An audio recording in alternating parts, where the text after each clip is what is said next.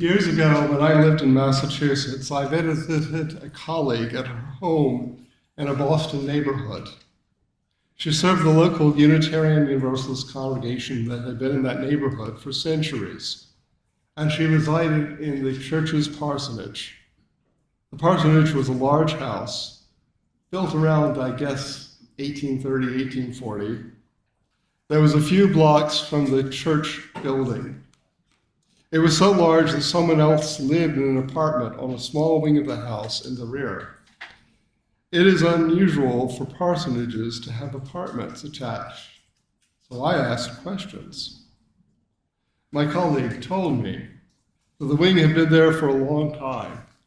It had probably once been servants' quarters, back in the days when Unitarian Universalist ministers had enough money to hire servants. So why was it now an apartment? My colleague explained to me that in the 1950s, a young Unitarian minister graduated from Harvard Divinity School and was called by the congregation. Around that time, the church's sexton retired or found another job. A sexton is basically a janitor or maintenance person who works for a church. The minister informed the congregation's board that he had a friend who would be ideal for the job. Not only would his friend maintain the church complex, but he would also maintain the parsonage as well for the same pay as the previous sexton, who didn't have to maintain the parsonage. This meant that the sexton would replace a subcommittee of the Buildings and Grounds Committee, freeing members from that responsibility. The minister then told the board that there was only one condition, that the sexton live on the church property.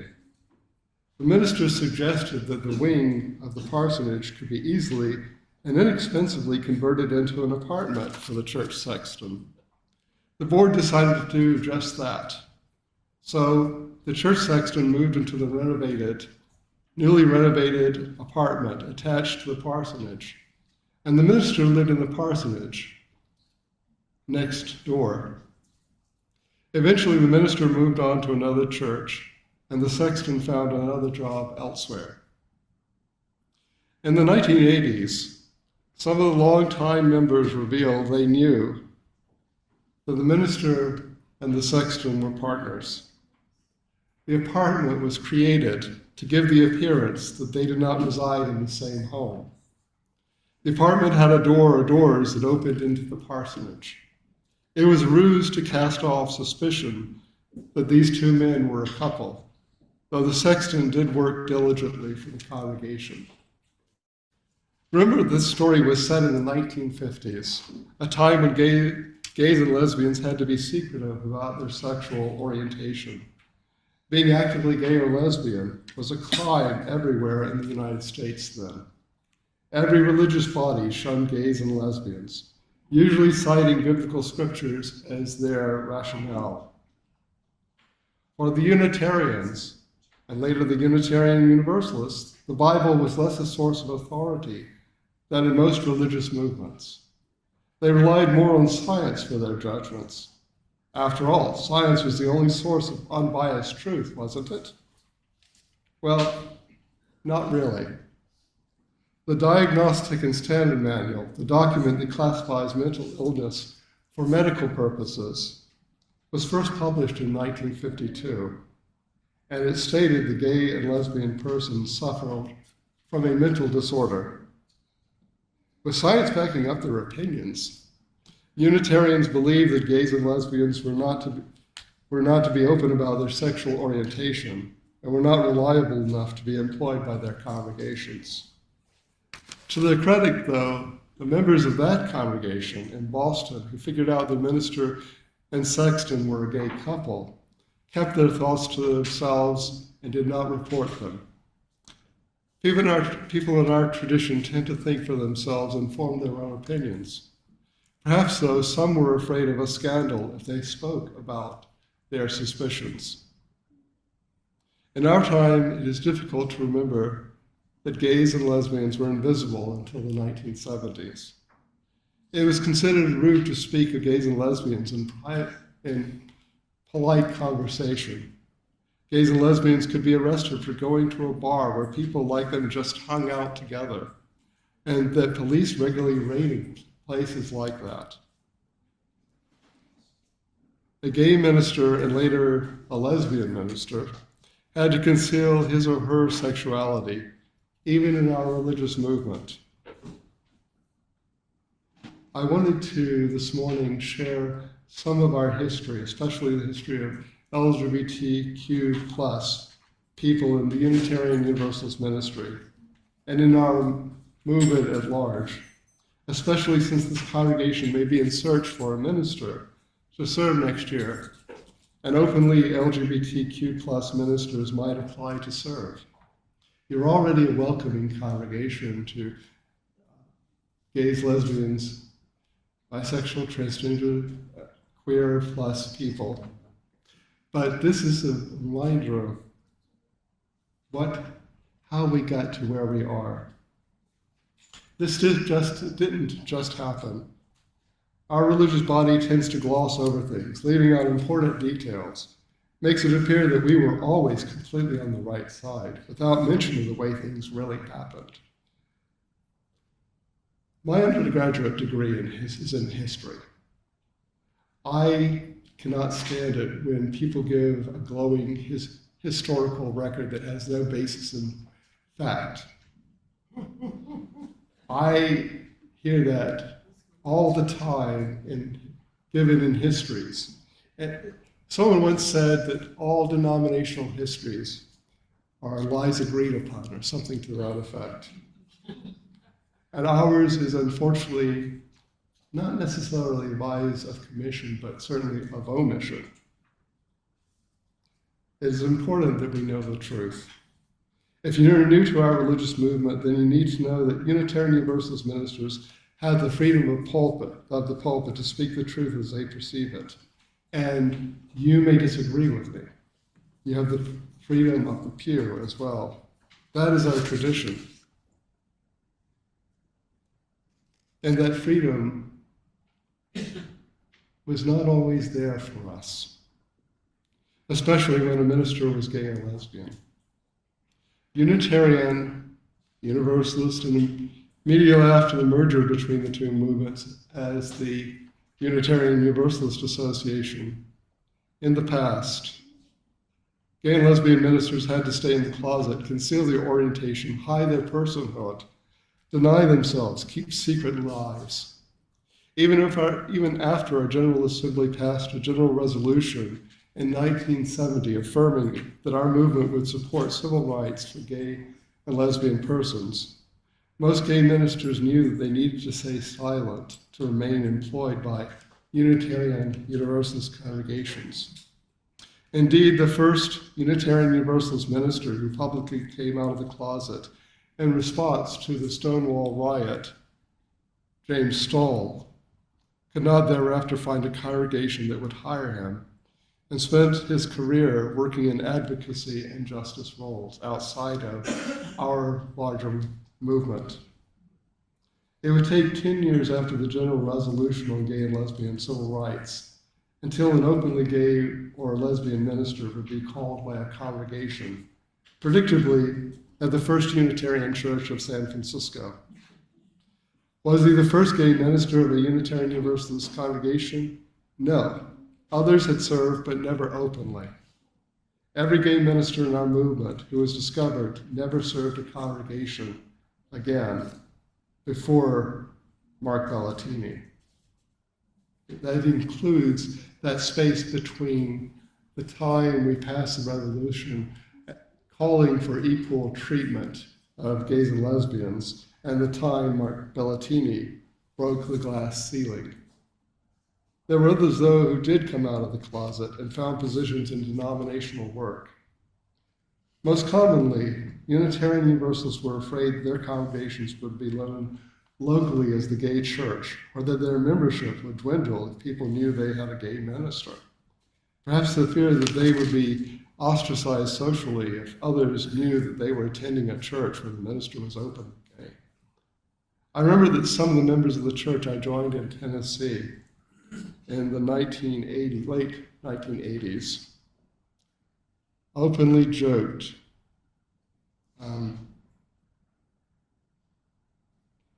about gay and lesbian people at church suppers.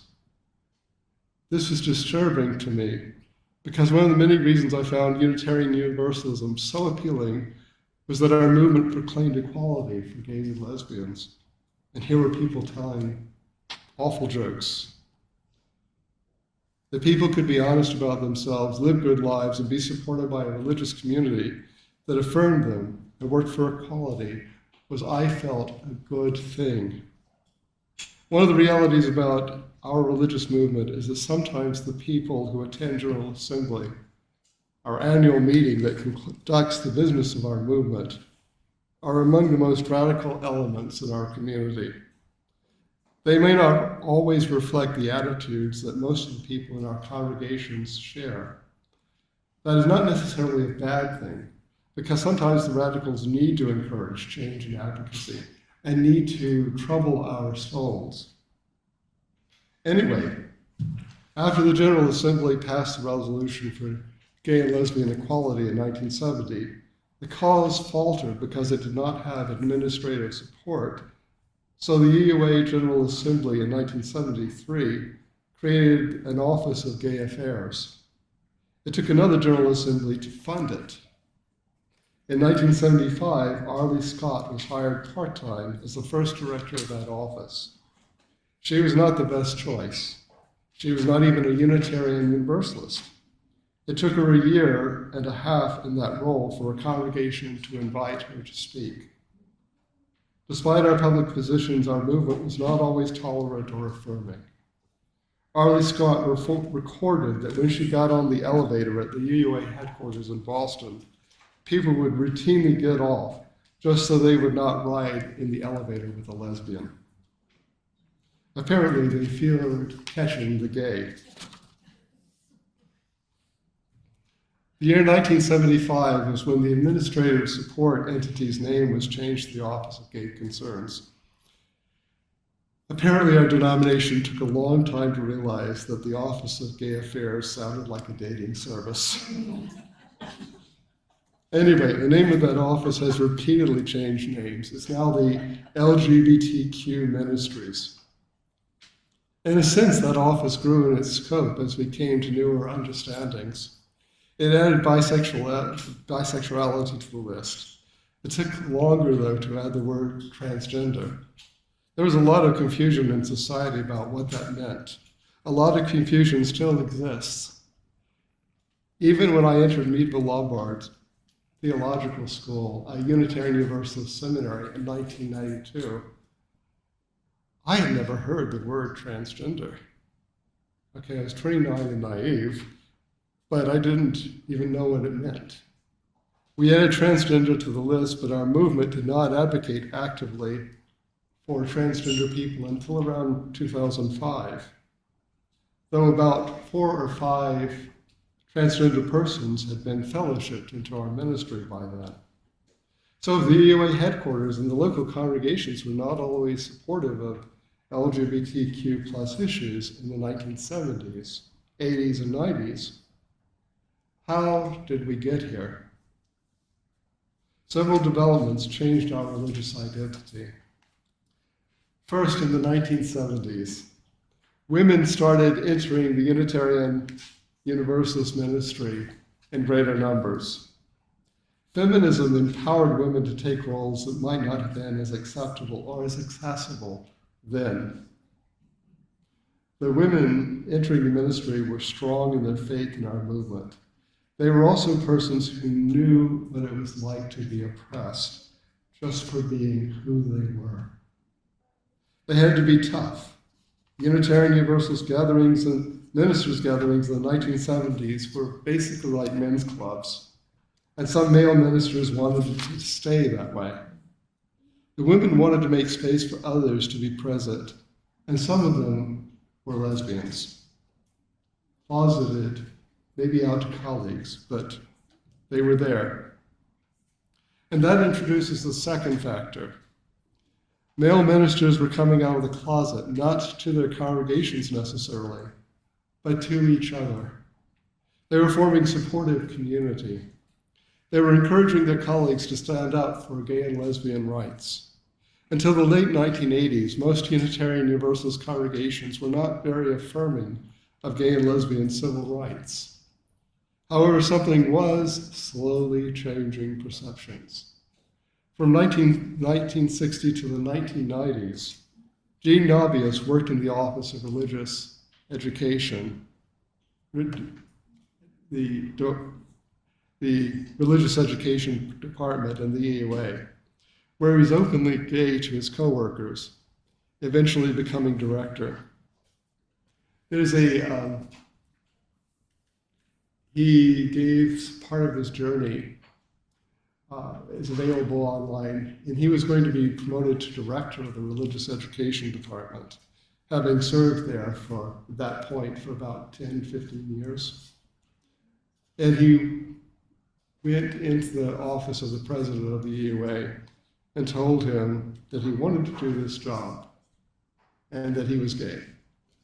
The president of the EUA said, "Well, I've always kind of suspected you were gay, but it doesn't matter to me." And Gene Navius recorded that that was one of the most joyful moments in his life, because he was not going to be removed from serving in that role because of who he was. He advocated that our then coming-of-age curriculum about your sexuality include information on gays, lesbians, or bisexuals. These normalized diverse forms of sexuality as normal, and that information spread through the membership of our congregations, fostering conversations that were unimaginable previously. Why? Essentially, the adults were themselves learning as they taught the teenagers. And that was one of the things that changed them. The adults were learning as much as the teens were in that curricula. With the Welcoming Congregation program beginning in the 1990s, Unitarian Universalist churches learned about LGBTQ concerns toward certification from our larger movement. Congregations that did so did not grow greatly in membership, but they did learn the skills to be in community with people who are different from themselves. Through learning, they also empathized with others and sought to advocate for LGBTQ persons, especially on issues like marriage equality. Another factor was what Harvey Milk, openly gay member of the San Francisco Board of Examiners, said. He advocated that gays and lesbians come out of the closet because if everyone knew someone who was gay, it might not seem so different. In our movement, though, the greatest factor for LGBTQ plus rights was advocacy from the clergy, and the strongest reason was probably what Harvey Milk had said. Those who were not gay or lesbian had colleagues who were. They grew to respect them and to stand with them. Despite the issues that our movement had with LGBTQ plus people, I'm still proud of our efforts. Though other predominantly heterosexual, cisgender religious movements joined us in this ministry of presence, community, and advocacy, Unitarian Universalists, though slow to do so, really didn't make a place for our clergy who were LGBTQ+, before any other mostly heterosexual religious body did. We were united in the cause of marriage equality. No one was surprised that the first legal same-sex marriage in a church in this country was in a Unitarian Universalist church. That was a quote from Ken Crawford Harvey, the first minister to officiate the marriage of a same-sex couple in an American church, ever, of any denomination.